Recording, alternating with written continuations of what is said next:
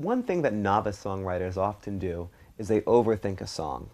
They make it very complicated. They throw in lots of different chord changes, rhythmic changes, anything to spice it up and appear more sophisticated. And the problem with this is that even though the song is complicated, it's not interesting.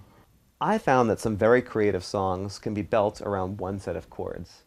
It forces the writer to think about doing as much as you possibly can with a limited palette. A while back, I wrote a song based around these 4 chords.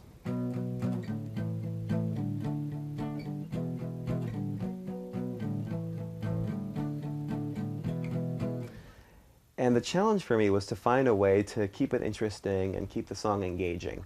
So I came up with a verse that went dun dun dun dun dun dun dun dun dun dun dun dun dun dun. So that was one part.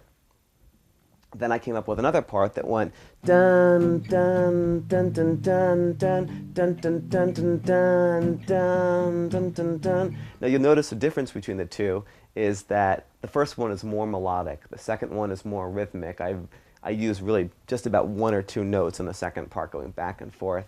And spacing out, having that kind of difference is really cool because by having the same chords, people hear something that sounds familiar, and then as you alter the melody on top of it, they have an anchor in the chord structure, but you hold people's attention by changing the melody that you're playing on top of it.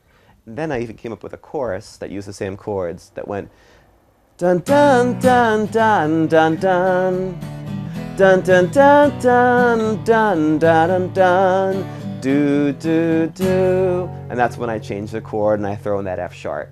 But most of the song is just these 4 chords.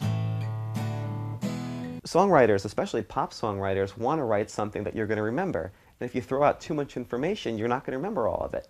So don't be afraid to work with something that repeats. Think of it as a challenge. Think of it as a way to, within certain restrictions, come up with a whole bunch of different ideas.